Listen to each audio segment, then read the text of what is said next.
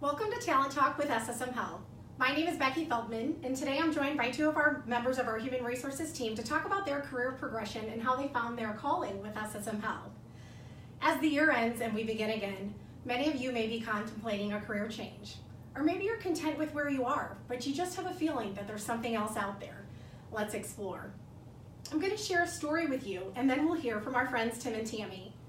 An employee here at SSM Health once said, "I am a housekeeper at this hospital, but actually I'm in charge of infection control in this part of the hospital.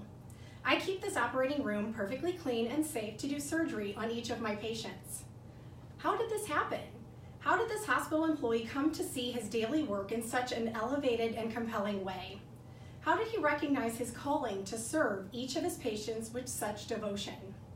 His answer: "My supervisor tells me every day that I am the first step in infection control." This story was shared with one of our mission leaders here at SSM Health. He said, "No matter the role filled by a person in an organization, whether it's the CFO, the property manager, a teacher's aide, a courtesy clerk, or a minister, it is short-sighted and pessimistic to think that their only motive is to receive an income and to possess an important title. People want to have a purpose. They want a role that reflects their souls." Let's meet our HR friends and hear their stories. Right. Hi, my name's Tammy Warren. I am an employee at SSM, of course. I've been here for about a year and a half, and of course my journey is evolving. Hi, I'm Tim O'Ferny, Market Leader for Organizational Development. I've been with SSM a little over 30 years. I'm a return employee a couple of times. So I could say 34 years, roughly. So about 34 years, and I am a respiratory therapist by background. So I began as a clinician working at SSM Cardinal Glennon. From that role, I moved to a role as an HR OD partner. Did that for about 4 or 5 years. And then I had to transition to the role that I'm in now as the leader for organizational development. So both of you have had major shifts in your professional career. Can you talk us through how did you start this journey and how did you learn more about yourself and what was important to you as you made your career transition? I started my career as a chemist. So I was in college, I was a chemistry major, and received a job at a lab and realized that it wasn't for me and I needed more people interaction. So I switched my major to HR since it was transferable credits. From there, I climbed the career path of an organization that was very structured. Once I climbed the career path, I started identifying responsibilities and tasks that I enjoyed most. So from there, I focused on that and moved to HR since that was a career that best fit with what I wanted to do with my life. So Tim, how did you go from a respiratory therapist to an OD practitioner? Well, it was really interesting. I had a leader who actually really changed the course and direction of my life. You know, often other people can see things in us before we can see it in ourselves. So my leader recognized that I was an informal leader and asked me, Tim, have you ever thought about doing something? And I said, well, not really, because I was pretty happy as a caregiver, but that did begin the birth of the question internally for me. So I began to read. I love to read, so I started reading everything I could on leadership, John Maxwell, Marcus Buckingham, and then I began taking several personality assessments, one of those being the Myers-Briggs, which I'm so fond of, and to look at where my skill sets would match. And it was funny because it kind of matched up HR, but HR on the people side are a teacher. So the role that I'm in now kind of merges both of those really perfectly.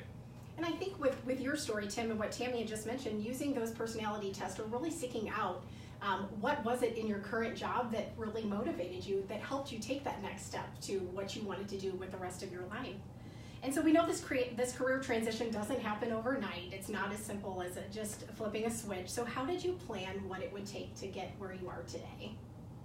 Well, for me, the first thing I realized is that I was going to need more education, because I came in with a 2-year allied health degree in respiratory therapy, and I began to ask questions of the people who were in the positions that I kind of wanted to attain. What would that take?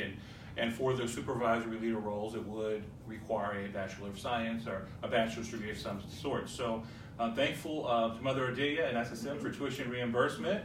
18 months later, I was graduating with a Bachelor of Science in Organizational Leadership, and that kind of began my path. That was the first thing. And then begin, again, sustaining those kind of relationships with people who were already in the role. And it was important to me to find people that looked like me in those roles to know that I would be able to achieve and be successful.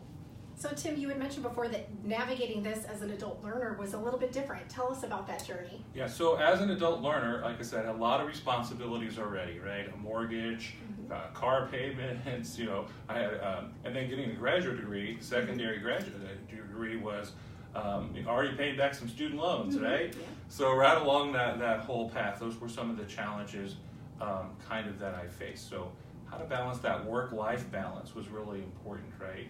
And so finding a program that worked with my current profession was very important. But again, we luckily have liaisons to help us navigate through some of those things. And what I thought was really neat about our conversations, Tim, previously is that you, as you made this transition, you realized that you were looking at more than just a paycheck.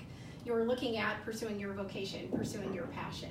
Yes, yeah. Growing up, it was you know, for me, it was about self-sustaining and self-supporting. Mm-hmm. You reach a certain age, how do you put a roof over the head? How do you support yourself? How do you leave your parents' home? Can I say that? And so I found those opportunities, but it was never really about finding that passion. Mm-hmm. You know, I didn't really have, coming from a working class family, to find that ability to find that passion. Mm-hmm. And luckily, years later, working in the organization that we do, and having talked about vocation and exploration of vocation and life path, I wanted to find what I would enjoy doing the rest of my life, and I think I found it. Awesome. Tammy, and I think the same applies to you. Tell us how you worked through your contract work to get to where you are today. I worked through my contract work by really embracing change and learning, wanting to learn, being open and listening, and tackling it. You know, And you always focused on, when you started in the call center, you mentioned you always look for what's next. What did it take to get to that next level? And you were able to expand your knowledge in those contract positions by wearing so many hats, which you didn't have in the structured organization. So tell us a little bit more about that. Well, I volunteered. I received contract roles where it was a lot. It was a lot to deal, it was a lot to handle, so I had to be very organized and, again, very, very open and receptive to change. Not all companies are the same, and I embraced that. I volunteered for opportunities within that contract role where maybe it was way too much to do, and, you know, there were long hours and a lot of hours within a week, but that was okay. I learned and grew and absorbed. Of course, yes, I'm a contractor. It was new to me, but those individuals that were at that company doing the role, they knew what needed to be done. They knew how to do it. They just needed some help.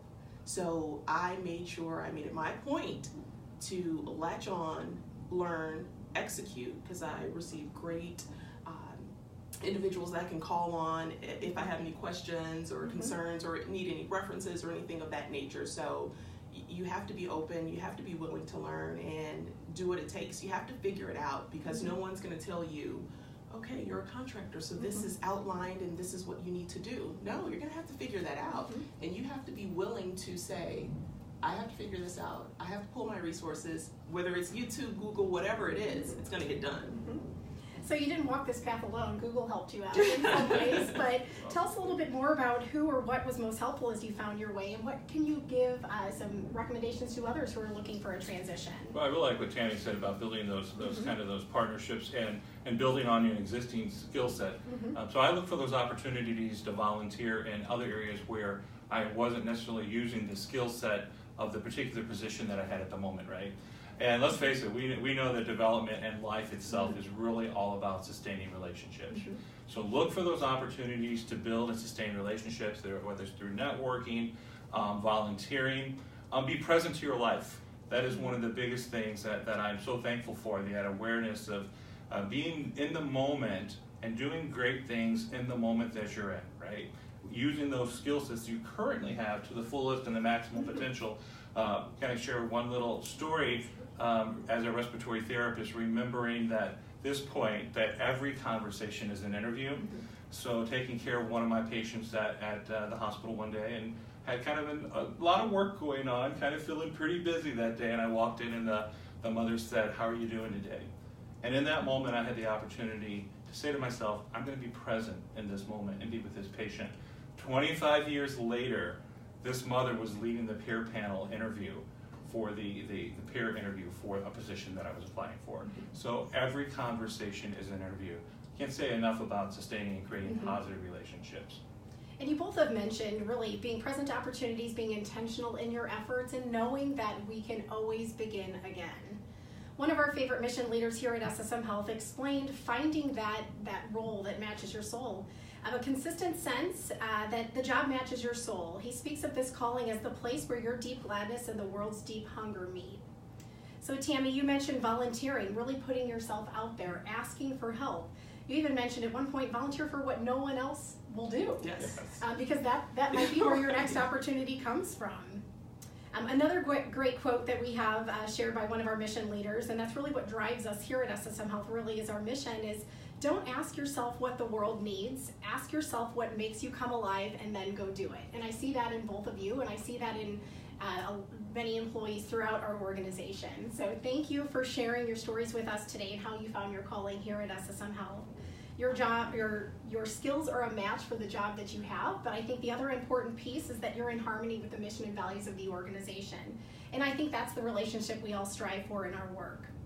If you're looking for a transition, we invite you to find your place at SSM Health by visiting ssmhealthcareers.com or send a quick text to SSMJOBS to 48421. We look forward to helping you navigate this journey. Thank you.